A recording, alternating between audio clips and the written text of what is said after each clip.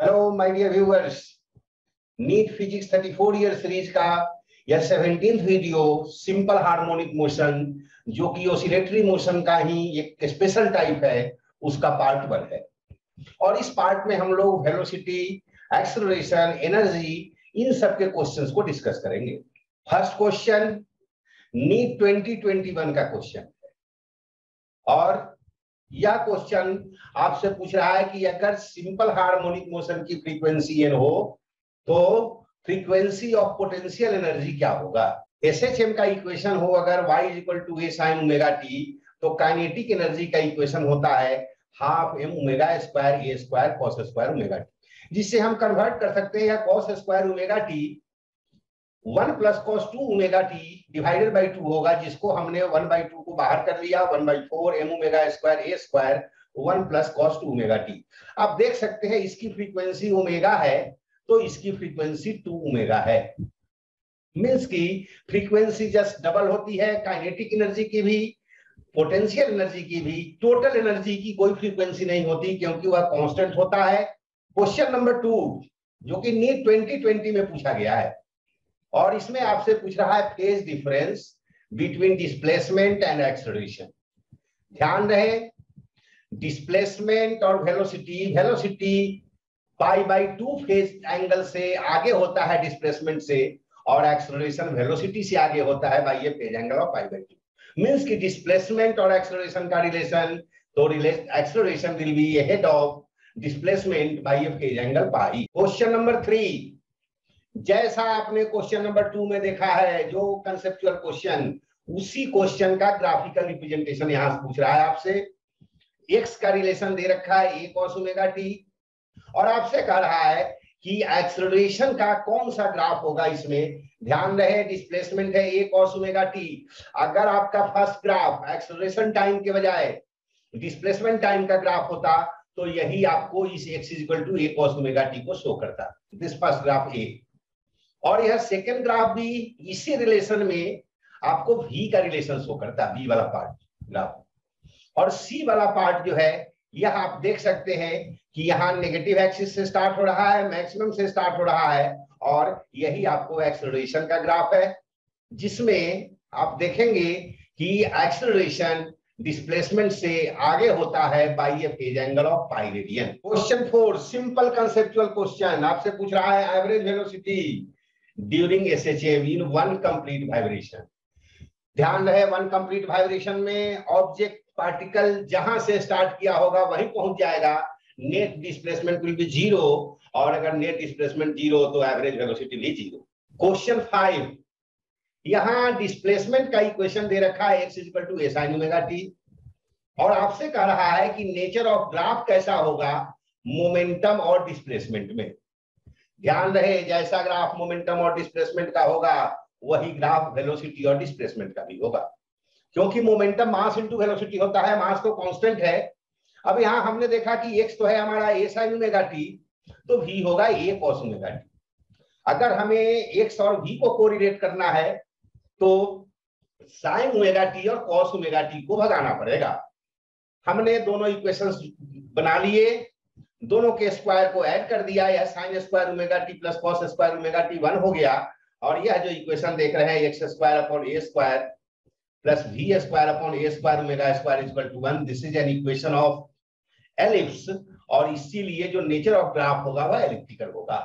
Question number 6, simple harmonic motion के समय initial position जो है, जो मीन पोजीशन है वह x = g है, एम्पलीट्यूड a है, टाइम पीरियड t है। आपसे स्पीड उस समय का पूछ रहा है जब पेंडुलम का डिस्प्लेसमेंट x a/2 के बराबर हो। हम जानते हैं कि v = ω√a² - x² होता है, यही x² हमारा a/2 का होल स्क्वायर होगा, जो कि a²/4 होगा। a² में से a²/4 को माइनस करेंगे, 3a²/4 आएगा, रूट के बाहर करेंगे, √3/2 होगा। और चूंकि हमसे टाइम पीरियड दे रखा है, ऑप्शंस भी हमारे सारे टाइम पीरियड के टर्म में है, तो हम इस ओमेगा को कन्वर्ट कर लेंगे 2π/t में, और इस तरह से 2 cancel, answer will be πa√3/t। दो सिंपल हार्मोनिक मोशन का कंपैरिजन है क्वेश्चन नंबर 7 में। पहले की फ्रीक्वेंसी है 100 रेडियन पर सेकेंड और दूसरे की है 1000 रेडियन पर सेकेंड, लेकिन दोनों के डिस्प्लेसमेंट एम्पलीट्यूड सेम है, कांस्टेंट है। आपसे पूछ रहा है दोनों के रेशियो मैक्सिमम एक्सेलरेशन का।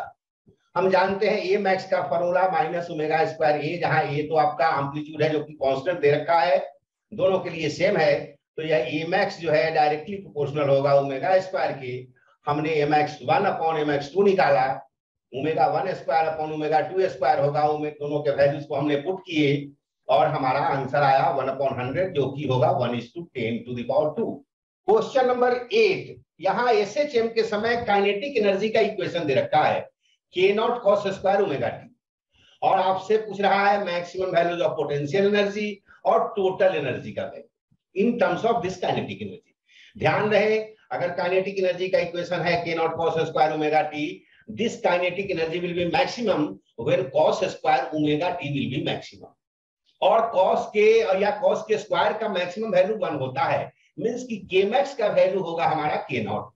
और यह भी आपने देखा होगा कि जितना k मैक्स होता है उतना ही पोटेंशियल एनर्जी का मैक्सिमम वैल्यू भी होता है, और वही आपके टोटल एनर्जी भी होते हैं। क्वेश्चन नंबर 9, फिर से हमसे फेज डिफरेंस पूछ रहा है एसएचएम के समय वेलोसिटी और एक्सेलरेशन में, और हमने देखे थे कि वेलोसिटी और एक्सेलरेशन में फेज डिफरेंस π/2, डिस्प्लेसमेंट और वेलोसिटी में भी फेज डिफरेंस π/2, डिस्प्लेसमेंट और एक्सेलरेशन में फेज डिफरेंस पाई रेडियन, और हमारा आंसर होगा π/2 मींस की 0.55। क्वेश्चन नंबर 10 में वेलोसिटी और एक्सेलरेशन के बारे में डिफरेंट रिलेशंस दे रखे हैं।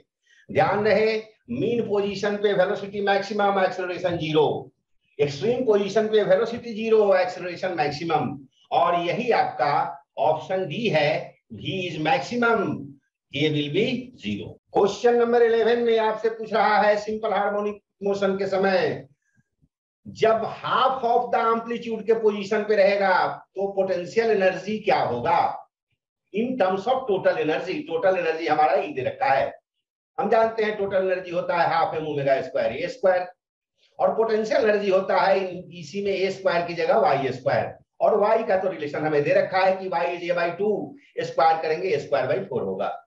इसी में हम लोग अगर 1/4 को अलग कर ले तो this half m omega square a square is E, और इसलिए जो पोटेंशियल एनर्जी होगा in the half way to its end point that will be E/4 means की 1/4 of total energy. Question number 12 के जो डायग्राम है इसमें x1 x2 चारों ही डायग्राम में एक्सट्रीम पोजीशंस हैं, वो आपका इक्विलिब्रियम पोजीशन या मीन पोजीशन है, और आपसे पूछ रहा है कि पोटेंशियल एनर्जी का ग्राफ कौन सा होगा। ध्यान रहे, एक्सट्रीम पोजीशन पे potential energy maximum, mean position पे पोटेंशियल एनर्जी 0, और यह आप देख सकते हैं ये ग्राफ में आपको शो किया गया है। इसी में अगर आपसे काइनेटिक एनर्जी का पूछता तो उसका ग्राफ कुछ ऐसा होता, जो कि काइनेटिक एनर्जी मैक्सिमम होता है मीन पोजीशन पे और 0 होता है एक्सट्रीम पोजीशन पे। क्वेश्चन नंबर 13 भी purely conceptual question, force vibrations के समय आपसे रेजोनेंस के पिक के बारे में पूछा गया है कि कब होगा। रेजोनेंस का पिक मैक्सिमम तब होता है जब डैम्पिंग फोर्स जितना कम से कम हो सके, और यही आपका ऑप्शन ए कह रहा है कि डैम्पिंग फोर्स अगर छोटा होगा तो रेजोनेंस पिक जो है ज्यादा शार्पर होगा। क्वेश्चन नंबर 14 में सिंपल हार्मोनिक मोशन के समय मैक्सिमम पोटेंशियल एनर्जी और का पोजीशन और मैक्सिमम काइनेटिक एनर्जी के पोजीशन के बीच डिस्प्लेसमेंट कितना होगा।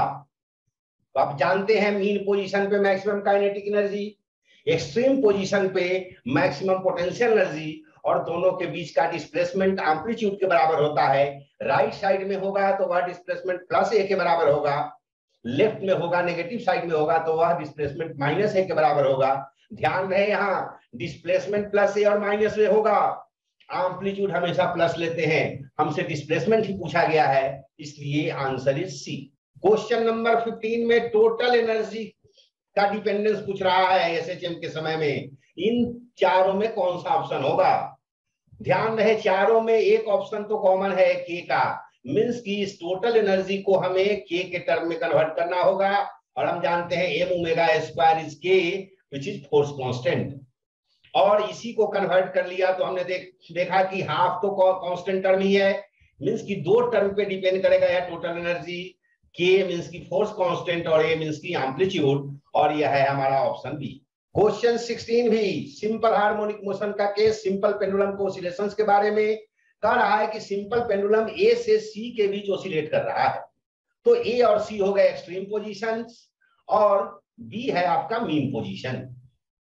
बी पोजीशन पे सारा का सारा एनर्जी काइनेटिक एनर्जी, ए और सी पोजीशन पे सारा का सारा एनर्जी पोटेंशियल एनर्जी। मींस की ए और सी पे वेलोसिटी जीरो, बी पे वेलोसिटी मैक्सिमम। हम जानते हैं कि के मैक्स और पोटेंशियल एनर्जी मैक्सिमम का वैल्यू दोनों इक्वल होंगे। जितना ए और सी पे होगा मैक्सिमम पोटेंशियल एनर्जी, वही बी पर होगा मैक्सिमम काइनेटिक एनर्जी। दोनों के वैल्यू को हमने पुट कर दिए। चूंकि बी और ए सी के बीच का हाइट हमें एच दे रखा है, मींस की ए और सी के पोटेंशियल एनर्जी तो होंगे mgh, और बी पर आकर के जो काइनेटिक एनर्जी होगा वह हाफ mvv स्क्वायर होगा, where vv is the velocity at point B. और इस तरह से vv का इक्वेशन हमारा आ गया √2gh। क्वेश्चन 17 भी 16th क्वेश्चन से काफी सिमिलरिटी।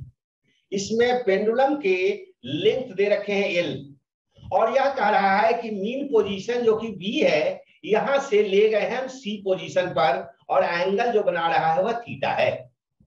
आपसे पूछ रहा है कि वेलोसिटी क्या होगा एक्सेलरेशन इक्विलिब्रियम पोजीशन पे। सी पे तो सारी की सारी एनर्जी पोटेंशियल एनर्जी, बी पर पहुंच करके सारी एनर्जी कन्वर्ट हो जाएगी काइनेटिक एनर्जी में। अब यहाँ में ध्यान रहे कि यह एसी का पोजीशन और बी के पोजीशन में हाइट जो है उसको अगर हम एच कह ले तो यह एच निकालना कितना आसान। ओबी में से अगर हम ओए को माइनस कर देंगे तो हमारा ये भी निकल जाएगा जो कि हमारा हाइट है।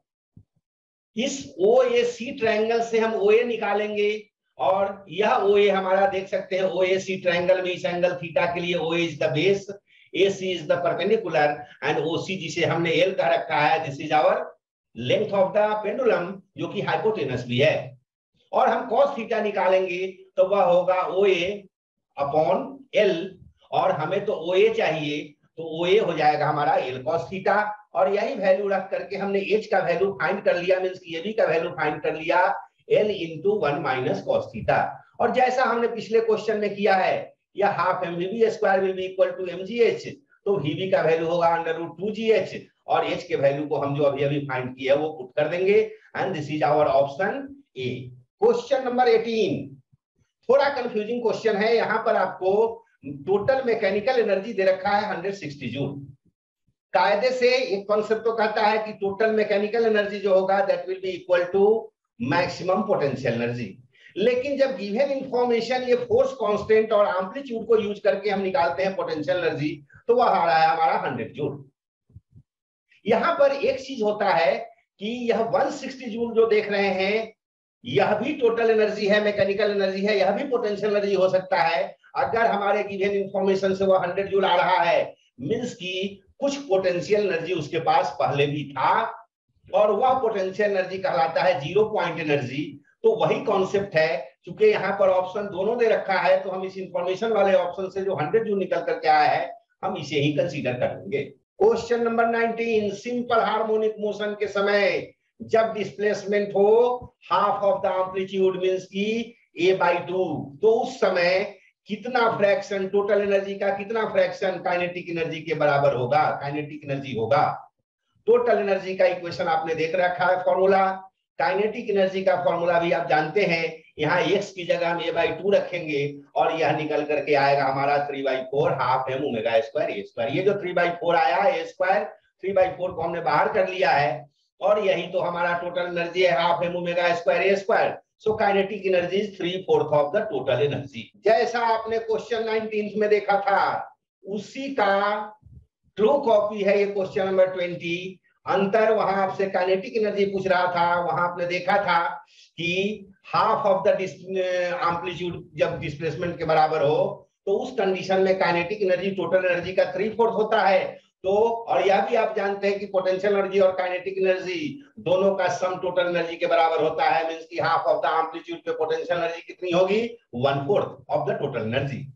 और यही आपसे कह रहा है कि 1/4 टोटल एनर्जी का होगा पोटेंशियल एनर्जी कब, जब x जो है डिस्प्लेसमेंट जो है वह a/2 पे हो।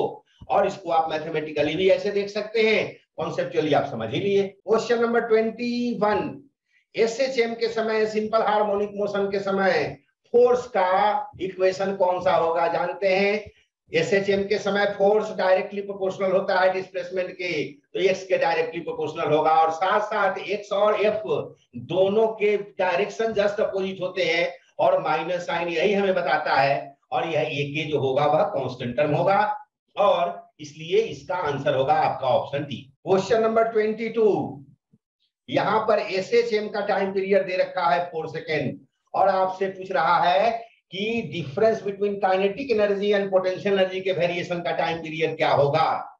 हमने देखे थे फर्स्ट क्वेश्चन में ही, सेकंड क्वेश्चन में भी, कि टाइम पीरियड जो है पोटेंशियल एनर्जी का भी काइनेटिक एनर्जी का भी आधा हो जाता है, हाफ हो जाता है एसएचएम के टाइम पीरियड से, फ्रीक्वेंसी डबल हो जाती है। So our answer is A, half of 4 second means की 2 सेकेंड। क्वेश्चन नंबर 23, ओमेगा आपकी एंगुलर वेलोसिटी है, ए आपका एम्पलीट्यूड है, डिस्प्लेसमेंट एम्पलीट्यूड, और आपसे पूछ रहा है कि एक्स डिस्प्लेसमेंट पर, मीन पोजीशन से एक्स डिस्प्लेसमेंट पर अगर उसकी काइनेटिक एनर्जी टी और पोटेंशियल एनर्जी भी है, तो टी और वी का ratio.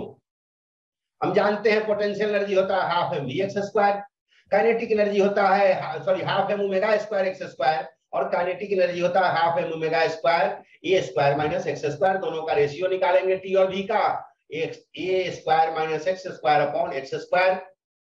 This is the last question of this video. Next video इसी चैप्टर का सेकंड पार्ट, जिसमें बाकी सारे टॉपिक्स जो बचे हुए हैं उसे हम कवर करेंगे। Till then good bye, all the best.